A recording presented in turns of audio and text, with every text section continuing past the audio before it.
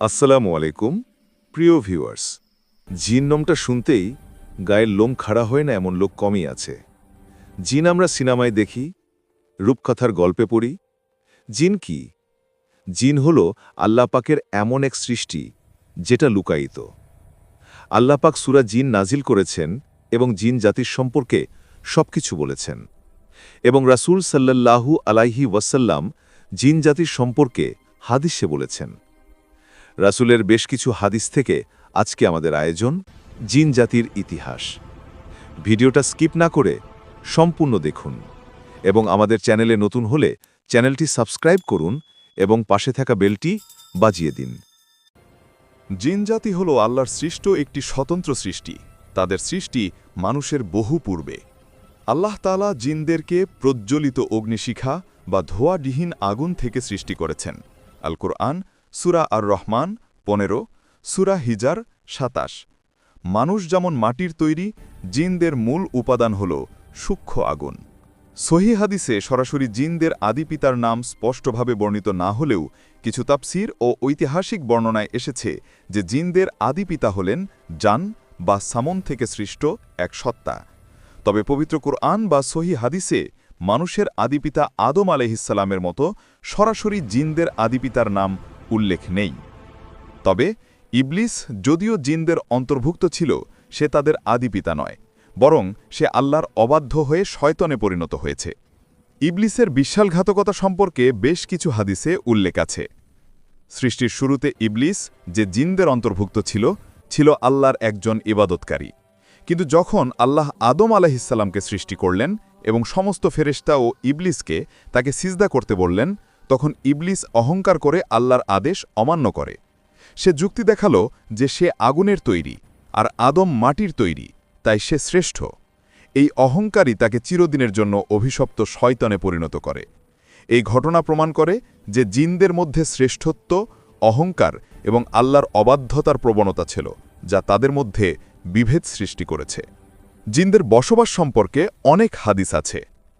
জিনদের থাকার জায়গা বা বিচরণ ক্ষেত্র মানুষের চোখে অদৃশ্য হলেও সহিহ হাদিস অনুযায়ী কিছু নির্দিষ্ট স্থানে তাদের আনাগোনা বেশি।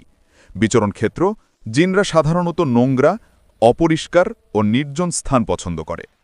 রাসূল সাল্লাল্লাহু আলাইহি ওয়াসাল্লাম শৌচাগারে প্রবেশের আগে একটি নির্দিষ্ট দুআ, আল্লাহুম্মা ইন্নী আউযু বিকা মিনাল খুবুসি ওয়াল খাবাইস, পড়তে বলেছেন, কারণ শৌচাগার হল দুষ্ট জিন শয়তানদের উপস্থিতির জায়গা।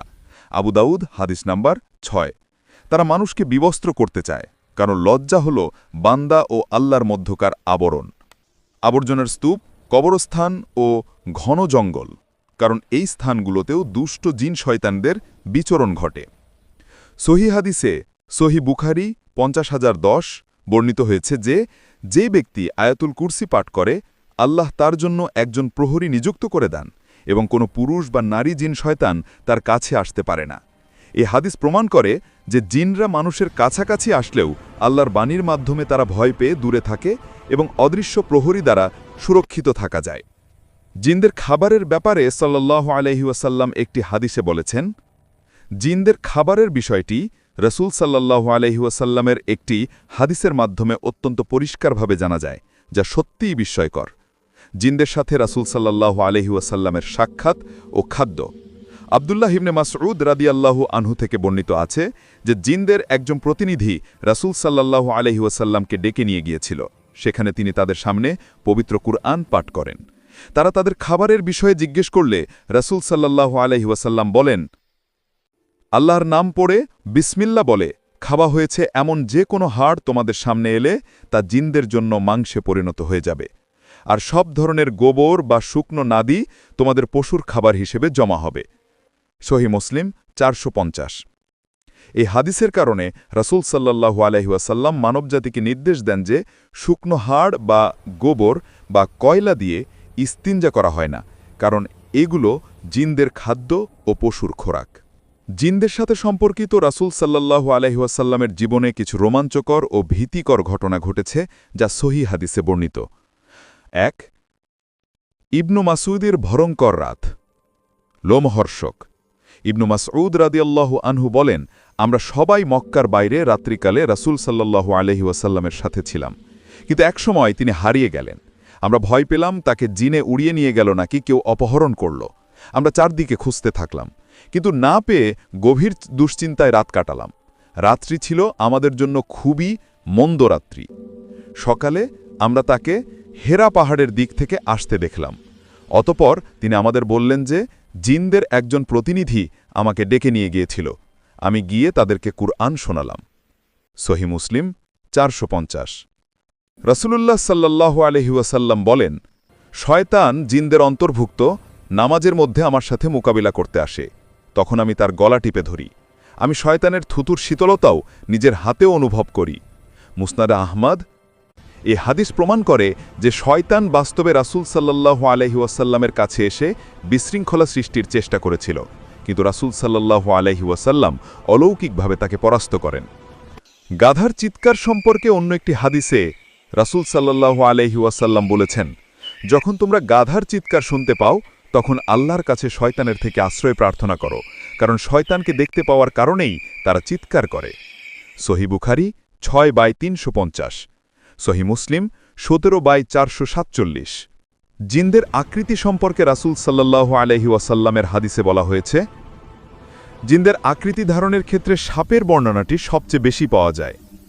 রাসূল সাল্লাল্লাহু আলাইহি ওয়াসাল্লামের বাণী ইবনু আবি লাইলা থেকে বর্ণিত। তিনি বলেন যে রাসূলুল্লাহ সাল্লাল্লাহু আলাইহি ওয়াসাল্লাম ঘরবাড়িতে বসবাসকারী সাপ সম্পর্কে সাবধান করে বলেছেন যে এগুলো হলো জিনদের রূপ, তাই তোমরা যদি তাদের কাউকে দেখো তবে তোমরা তাকে 3 বার ঘর ছেড়ে চলে যেতে বলবে। এরপরেও যদি সে না যায় তবে তাকে মেরে ফেলবে, কারণ সে তখন আর জিন নয়, বরং সে শয়তান। এই হাদিসটি প্রমাণ করে যে অনেক সময় আমাদের ঘরবাড়িতে যে সাপ দেখা যায়, বিশেষ করে ছোট কালো বা দেশি সাপ, সেগুলো আসলে জিনদের রূপ হয়ে থাকতে পারে। তাই প্রথমে তাদের চলে যেতে বলতে হয়। সাহাবী আবু সাঈদ খুদরি রাদিয়াল্লাহু আনহু থেকে বর্ণিত এক লোমহর্ষক ঘটনা রয়েছে। এক যুবক সাহাবী বিয়ে করে ঘরে ফেরার পর এক ফনাতনা সাপকে বিছানায় দেখতে পান। তিনি বর্ষা দিয়ে সাপটিকে হত্যা করলে সঙ্গে সঙ্গে সাপ এবং যুবক দুইজনেই মারা যান। রাসূল সাল্লাল্লাহু আলাইহি ওয়াসাল্লাম এ ঘটনা শুনে বলেন, মদিনায় জিনদের একটি দল আছে যারা ইসলাম গ্রহণ করেছে। তাই যখন তোমরা ঘরবাড়িতে কোনো সাপ দেখবে তখন 3 দিন ধরে তাকে সতর্ক করবে। এরপরেও যদি সে চলে না যায় তবে তাকে মেরে ফেলবে। সহি মুসলিম হাদিস নাম্বার 2236। জিনরা প্রয়োজনে মানুষের রূপ বা অন্যান্য প্রাণীর আকৃতিও ধারণ করতে পারে। রাসূল সাল্লাল্লাহু আলাইহি ওয়াসাল্লামের বাণী আবু হুরায়রা রাদিয়াল্লাহু আনহু থেকে বর্ণিত এক দীর্ঘ হাদিসে রাসূলুল্লাহ সাল্লাল্লাহু আলাইহি ওয়াসাল্লাম বলেন, যখন আমি শয়তানকে, যে জিনদের অন্তর্ভুক্ত, কাবু করে ফেলেছিলাম তখন আমি তার গলায় শ্বাসরোধী শক্তি অনুভব করছিলাম। ব্যাখ্যা: যদিও এখানে শয়তানকে চেপে ধরার কথা বলা হয়েছে, যার থেকে বোঝা যায় সে একটি শারীরিক রূপ ধারণ করেছিল। অন্য হাদিসে এই শয়তানকেই খেজুর চুরির সময় বৃদ্ধ মানুষের রূপ ধারণ করতে দেখা যায়। রাসূল সাল্লাল্লাহু আলাইহি ওয়াসাল্লামের যুগে শয়তান, যে জিনদের অন্তর্ভুক্ত, জাকাতের খেজুর চুরি করতে এলে আবু হুরায়রা রাদিয়াল্লাহু আনহু তাকে ধরে ফেলেন। প্রতিবারই শয়তান ক্ষমা চেয়ে ভবিষ্যতে আর চুরি করবে না বলে প্রতিশ্রুতি দিলে তাকে ছেড়ে দেওয়া হয়। তৃতীয়বার যখন সে ধরা পড়ে তখন সে তাকে মুক্তি দেওয়ার জন্য আয়াতুল কুরসি পড়ার কৌশল শিখিয়ে দেয়। সেই রাতে যখন রাসূল সাল্লাল্লাহু আলাইহি ওয়াসাল্লাম এই ঘটনা শুনলেন তখন বললেন, সে মিথ্যেবাদী হলেও সত্য কথা বলেছে। তুমি কি জানো সে কার সাথে কথা বলেছ? সে ছিল এক শয়তান। সহি বুখারী হাদিস নাম্বার 2311। এই ঘটনা প্রমাণ করে যে জিনরা বৃদ্ধ মানুষ, যুবক বা এমনকি অন্যান্য প্রাণী যেমন কুকুর বা বিড়ালের রূপ ধারণ করতে পারে, তবে তারা তাদের প্রকৃত রূপের চেয়ে পরিবর্তিত রূপেই বেশি উপস্থিত হয়। অন্য হাদিসে কালো কুকুর বলা হয়েছে। হাদিস অনুযায়ী কালো কুকুর হল জিনদের একটি বিশেষ রূপ। রাসূল সাল্লাল্লাহু আলাইহি ওয়াসাল্লামের বাণী জাবের রাদিয়াল্লাহু আনহু থেকে বর্ণিত। রাসূলুল্লাহ সাল্লাল্লাহু আলাইহি ওয়াসাল্লাম বলেছেন, তোমরা কালো কুকুরকে হত্যা করো, কারণ তারা হল জিনের শয়তান, অর্থাৎ জিন শয়তানের রূপ। এই হাদিসে কালো কুকুরকে শয়তান জিনের রূপ হিসেবে চিহ্নিত করা হয়েছে, যদিও পরবর্তীতে অন্যান্য হাদিসের ভিত্তিতে সকল কালো কুকুরকে মারতে নিষেধ করা হয়েছে। ইমাম নববী রহিমাহুল্লাহর মতে কালো কুকুরের চোখের চারপাশে সাদা দাগ থাকলে সেটাকে মারা যাবে না। তবে সাধারণভাবে কালো কুকুর জিনদের মধ্যকার দুষ্ট প্রকৃতির শয়তানের রূপ হতে পারে। সহি মুসলিমের ব্যাখ্যা গ্রন্থ। জিনদের আকৃতি সম্পর্কে রাসূল সাল্লাল্লাহু আলাইহি ওয়াসাল্লামের হাদিসের মূল শিক্ষা হল জিনদের কোনো স্থায়ী শারীরিক আকৃতি নেই যা মানুষের চোখে সর্বদা ধরা পড়ে।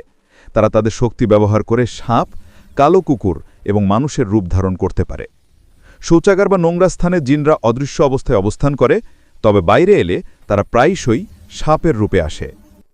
জিন, পরী এবং মানুষের বিবাহ সম্পর্কে শরীয়তের অবস্থান। এই বিষয়টি নিয়ে রাসূল সাল্লাল্লাহু আলাইহি ওয়াসাল্লামের যুগে সরাসরি কোনো নির্দেশনা না থাকায় উলেমায়ে কেরাম মূলত কোরআন ও হাদিসের অন্যান্য সাধারণ নীতি ও মূল নীতি উসুল আল ফিকহ এর উপর ভিত্তি করে ফতোয়া দিয়েছেন। বিবাহের ক্ষেত্রে রাসূলের মৌলিক নির্দেশনা। রাসূলুল্লাহ সাল্লাল্লাহু আলাইহি ওয়াসাল্লাম বিবাহের ক্ষেত্রে সমজাতীয়তার উপর গুরুত্ব দিয়েছেন। বিবাহ বন্ধনে আবদ্ধ হওয়ার জন্য উভয় পক্ষকে একই শ্রেণী হওয়া আবশ্যক। রাসূল সাল্লাল্লাহু আলাইহি ওয়াসাল্লামের বাণী সাধারণ নীতি। রাসূল সাল্লাল্লাহু আলাইহি ওয়াসাল্লাম বলেছেন, তোমরা নারীদেরকে 4টি জিনিসের কারণে বিবাহ করো: সম্পদ, বংশমর্যাদা, সৌন্দর্য ও ধর্মপরায়ণতা। তবে তোমরা ধার্মিকতাকে প্রাধান্য দাও, অন্যথায় তোমরা ক্ষতিগ্রস্ত হবে। সহিহ বুখারী হাদিস নাম্বার 5090, সহিহ মুসলিম হাদিস নাম্বার 1466। এই হাদিসটি মানবজাতির বিবাহের ক্ষেত্রে প্রযোজ্য। জিনরা যেহেতু মানুষ থেকে সম্পূর্ণ ভিন্ন সৃষ্টি ও ভিন্ন জগতের অধিবাসী, তাই এই নির্দেশনার আওতায় তাদের বিবাহ আসে না। জিন মানবের বিবাহ সম্পর্কে কোনো সহিহ হাদিস নেই। সহিহ হাদিসের কোনো গ্রন্থেই রাসূল সাল্লাল্লাহু আলাইহি ওয়াসাল্লাম কর্তৃক জিন ও মানুষের বিবাহর অনুমতি বা নিষেধাজ্ঞা সংক্রান্ত কোনো বর্ণনা পাওয়া যায় না। যদি এমন কোনো ঘটনা স্বাভাবিকভাবে বৈধ হতো, তাহলে তা অবশ্যই রাসূল সাল্লাল্লাহু আলাইহি ওয়াসাল্লামের সুন্নাহতে বিস্তারিতভাবে বর্ণিত হতো।